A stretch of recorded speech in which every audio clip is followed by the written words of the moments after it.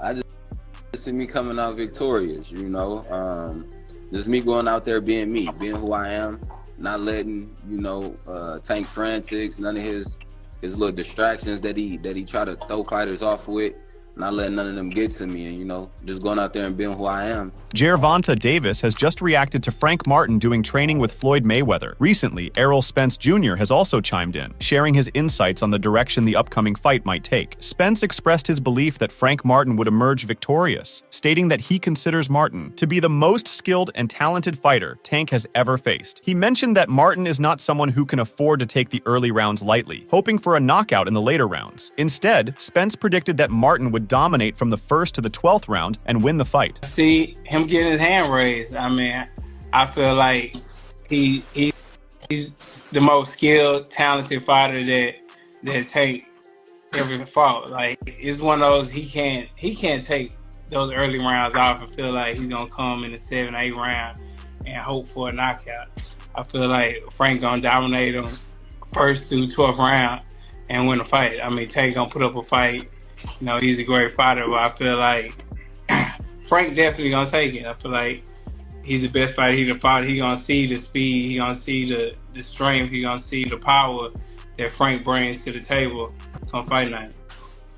Spence Jr. acknowledged that Gervonta Davis, being a skilled fighter, might put up a strong fight. However, he believed Davis would ultimately succumb to Frank Martin. The Detroit-born southpaw's speed and power, Spence Jr. asserted, would overwhelm the lightweight champion. Unsurprisingly, Davis responded to the former world champion's comments. With a laugh, Gervonta Davis tweeted, "Get your money, champ!" Moreover, Spence's response quickly encountered its critics. Leonard Ellerby, amidst the ongoing intense conflict between Floyd Mayweather Jr. and Tank Davis, holds one firm belief. Aiming a jab at Spence Jr., the CEO of Mayweather Promotions confidently declared that the lightweight champion is here to stay. The former unified welterweight champion wasn't about to let this pass unnoticed. Clearly refusing to buy Leonard Ellerby's post, Errol Spence said, "I'm not trying to hear that shit, what you saying is vice versa." Tank never faced what he facing on June 15th either. In response to the former world champion's statement, the Mayweather Promotions CEO aimed to provide a dose of reality through their tweet. Ellerby, in fairness, did recognize Frank Martin's talent as a boxer. However, he then added that the Ghost has yet to face a nightmare, like Tank. Negating that Martin won't succeed, in dominating Davis, Ellerby tweeted, "He's a very good fighter, but man, Frank ain't dominating shit. If they think Tank is going to give rounds away, they are crazy. Every fight opponent is a different approach. One thing is for sure, he's never faced anything like what he's about to see on 15 June. I can't fucking wait till next Saturday." Spence Jr. and Frank Martin share a history as trainees under Derek James's guidance. Despite reports of a legal dispute involving Spence Jr. and the acclaimed coach, the situation hasn't affected the former world champion's perspective on his past stablemate. In an interview with DAZN Boxing a few years back, Frank Martin expressed that Errol Spence Jr., known as The Truth, has consistently been a source of inspiration for him. As he prepares for his next bout, Frank Martin, accompanied by his trainer Derek James, pays a visit to Children's Health Hospital in Dallas to support the Derek James Family Foundation. Martin, initially seen as the underdog, is drawing inspiration from various people and causes in his life. Having never headlined a pay-per-view event before, Martin's recent rise to main event status followed his breakout performance against Michel Rivera in 2022, where he secured a unanimous decision victory over the lightweight contender. Martin said, "Everything that I'm working towards is a lot bigger than me. I do it for the kids, and I do it for my family and friends." Following his victory, Martin secured a narrow unanimous decision against Artem Harutyunyan last July. Harutyunyan is now set to compete against Shakur Stevenson on July 6th. Although there were talks of Martin being Stevenson's opponent, the match didn't materialize, leaving Martin without a fight since then. Despite facing criticism, Martin stays resolute. He previously sparred with Davis, a notable topic during their spirited press conference. Martin now appears to adopt a mentor's perspective, aiming to inspire young people through his remarks about the upcoming bout. Martin said, "I know that I can inspire others through what I do in the ring, and that's why I'm putting everything I have into being at my best on June 15th. As Martin prepared for this bout that would define his career, James also offered his viewpoint, highlighting his responsibility as an example. James said, "I understand how fortunate I am and the opportunities I have been given. I also understand my responsibility to the youth in my community. They inspire me to be my best, just like I hope I'm inspiring them. Moreover, Frank Martin is convinced he will pull off the upset. Martin stands on the brink of a monumental triumph, a triumph so colossal that its realization cannot be dismissed. Tank's absence from the ring has left him dormant, facing opponents who lack the refinement of Martin. The Martin that Errol Spence Jr. is pushing wants to ruin the celebration and make Tank Davis and his team regret selecting him for a voluntary defense. Tank and Martin are starting their fight promotion campaign a little late because there hasn't been any activity up until this week. Ideally, over the past month, they should have been actively engaging in more interviews and leveraging social media to generate buzz, akin to what we witnessed during the Ryan Garcia versus Tank Davis bout last year. Ryan took the lead in stirring up excitement for the fight, resulting in impressive pay-per-view figures. Frank Martin recently said, "I see me being victorious, me going out and being me and being who I am, not letting Tank's little distractions that he tries to throw fighters off with, not letting them get to me, just me going out and being who I am. I'm going to come out with my hand raised." Tank typically refrains from engaging in mind games with his adversaries. However, Martin finds himself unwilling to tolerate even the slightest hint of manipulation. He's strictly focused on the task at hand and eager to step into the arena for a fierce showdown. Frank has bided his time, eagerly anticipating the chance to vie for a world championship. Now, as the opportunity finally dawns, he's determined to seize it with everything he's got. Martin's string of victories against formidable opponents like Artem Harutyunyan and Michel Rivera has propelled him into contention for this bout. Martin, you guys can see an explosive good fight. Y'all will see a new face in the 135 division come June 15th. In honor of Juneteenth, the World Boxing Council will defend its freedom belt in the bout between Frank Martin and Gervonta Davis. WBC President Mauricio Sulaiman has stated that there will be no sanctioning fee for the recipient of the freedom belt in the upcoming fight. This is a positive development, as Tank had expressed reluctance to pay any such fees if they were demanded. Social media users are gleefully lambasting the WBC for offering their freedom belt, likening it to a mere participation award. The WBC freedom is viewed by some as a pointless bauble that detracts from the WBA title that is at stake in the match. They view it as a strategic move by the WBC, selecting a high-profile bout between Tank and Martin that will garner significant public attention, thereby benefiting the organization. It's noteworthy that neither fighter holds a WBC championship in this matchup, adding a layer of peculiarity to the situation. Meanwhile, Tank will defeat Frank. In the opinion of Mayweather Promotions CEO Leonard Ellerby, he confidently asserted, "Frank Martin can't beat Tank Davis. None of those guys can beat Tank Davis. Frank's a good-ass fighter. He can't beat Tank, though." Ellerby knows this tune well, having seen the confidence of past lightweight contenders like Ryan Garcia, only to witness them stumble when it counts most in the ring. Yet, in a different interview, Ellerby lavished Frank Martin with praise, nearly ceremonially designating him as the upcoming challenger for Gervonta Davis. However, when questioned about the potential matchup, Ellerby's demeanor suddenly changed. He seemed uneasy, as if confronted by the relentless scrutiny of an interrogator from centuries past.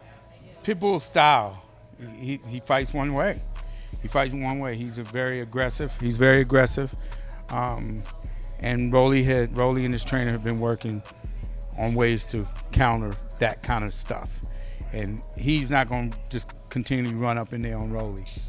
As Ellerby showered Martin with compliments, he couldn't ignore the harsh reality. Martin lacks the ability to overshadow Tank. His narrow victory over a weaker opponent like Harutyunyan clearly shows he's not prepared to defeat Tank or other top 10 contenders. However, Ellerby acknowledged Frank Martin's talent, emphasizing his significant abilities in the boxing ring. When faced with criticisms about Martin's performance against Artem Harutyunyan, Ellerby firmly stood by him. He refused to consider any excuses or doubts about Martin's abilities, stating that all fighters, including Martin, deserve acknowledgement for their talent and should be treated with respect. Pitbull's style, he fights one way. He fights one way. He's very aggressive. He's very aggressive.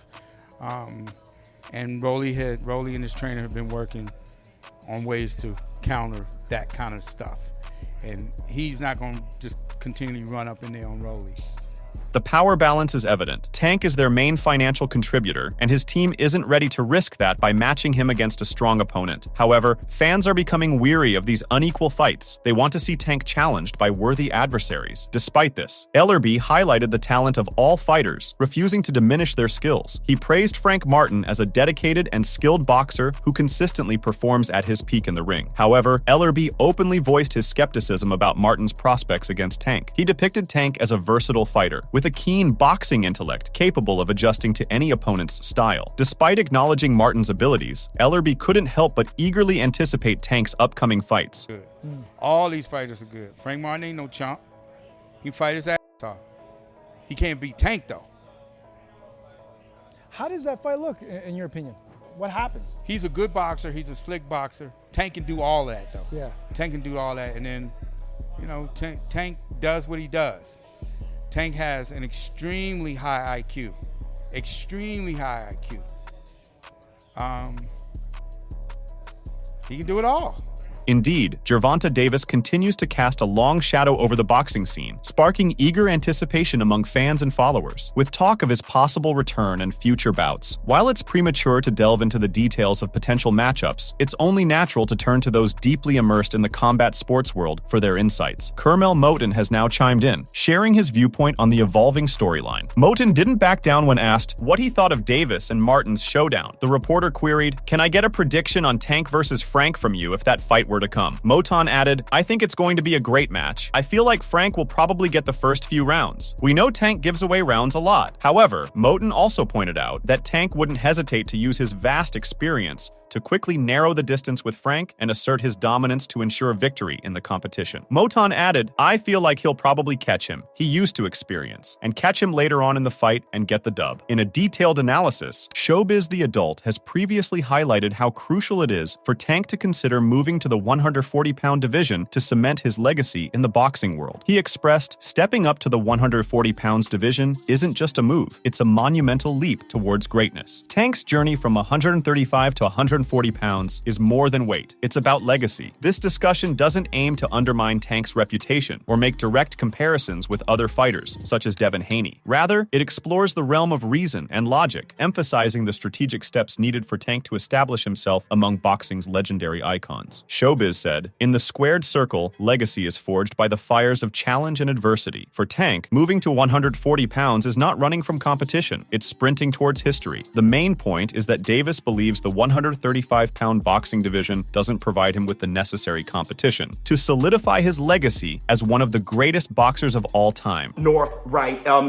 It's just more natural for him. He wants to make his own. In the world of entertainment, Davis's venture into the 140-pound division took center stage during his fight with Mario Barrios. Observers described Tank's clash with Barrios at this weight as a story marked by strength, adversity, and careful strategy. They pointed out that it was an enlightening chapter that highlighted the importance of a grander platform to solidify Tank's legacy among boxing legends. The analysis also explored past examples, like Vasily Lomachenko and Floyd Mayweather, who encountered comparable hurdles when stepping up to heavier weight classes. Nevertheless, they surmounted these obstacles and reached success with their remarkable abilities. Showbiz highlighted that, like Lomachenko and Mayweather, Tank had the prowess and determination to triumph in higher weight divisions. He stressed that size wasn't the crucial factor, but rather strategy, speed, and determination. Furthermore, Showbiz contended that Davis's true tests and noteworthy fights lie in the 140-pound weight category. He doesn't fight black slick fighter shit.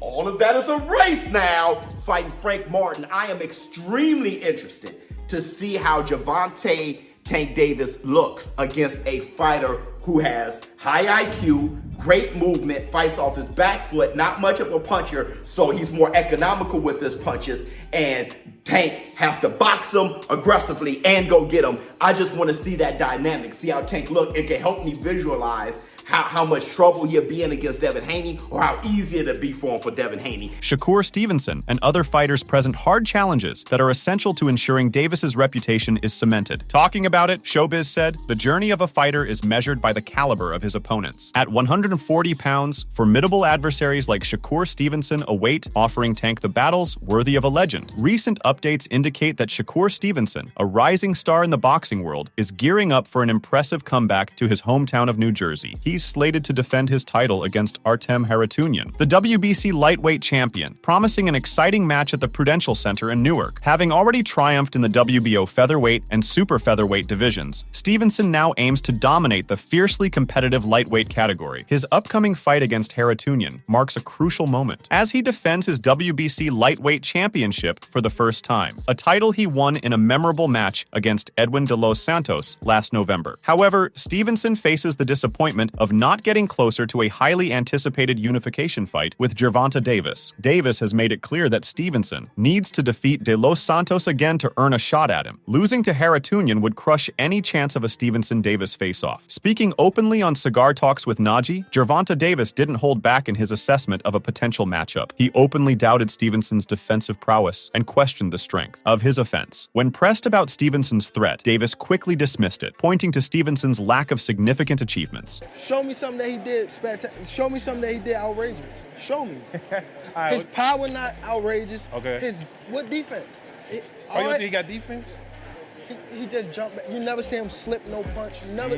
Davis started by examining Stevenson's defensive abilities, hinting at a deficiency in agility and finesse necessary for evading strikes proficiently. He boldly challenged anyone to showcase instances of Stevenson dodging punches, indicating a noticeable dearth of such defensive tactics in Stevenson's repertoire. Furthermore, Gervonta Davis censured Stevenson's tendency to withdraw from adversaries, insinuating a lack of confidence in close quarters combat. Expanding on his evaluation, Tank shifted focus to Stevenson's offensive abilities, stating they lack diversity and creativity. He argued that Stevenson's offensive tactics follow a predictable pattern, allowing opponents to anticipate and counter his attacks easily. Tank urged viewers to review Stevenson's previous fights, believing they would find minimal evidence of inventive offensive strategies. Slip no punch. You never see him slip no punch. Go look at it. You see him back up from a lot of people. Back up, move around.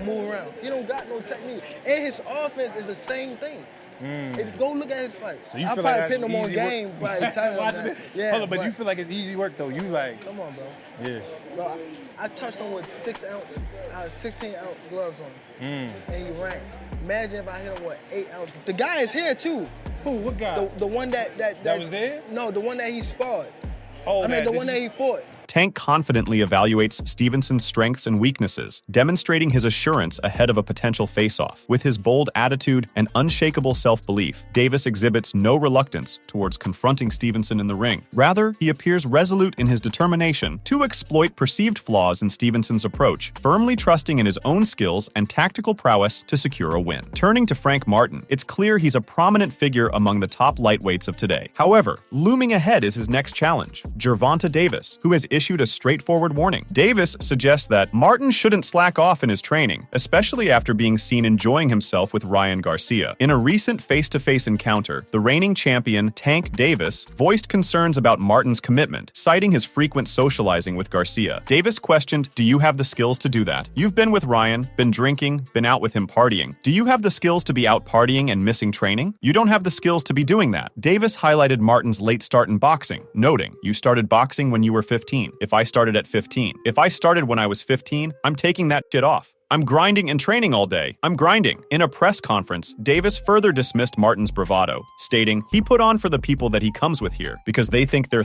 thugs and shit like that, but I'm telling you, it's a different beast in front of him." Asserting his dominance, Davis warned, "Nobody that's walking with him, holding his hand, is going to be able to save him June 15th. I'm telling you, and it's a lot of shit built up, and I'm going to take it out on him. Sorry, it's going to be him." Meanwhile, Floyd Mayweather has praised Gervonta Davis, his former protege, as a heavy hitter in the lightweight division, while also applauding Shakur Stevenson as the epitome of finesse in the same weight class. However, opinions on Stevenson's fighting style vary among supporters and critics alike. Many accuse the WBC 135-pound champion of being overly defensive and of dodging confrontations in the ring.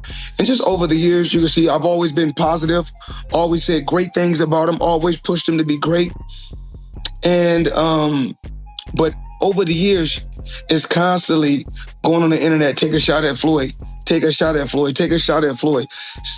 Constantly be disrespectful, when all I ever been was respectful to try to help this fighter go as far as he could possibly go. That's all I ever did. Make sure to check out some of our other videos on the screen if you enjoyed this one.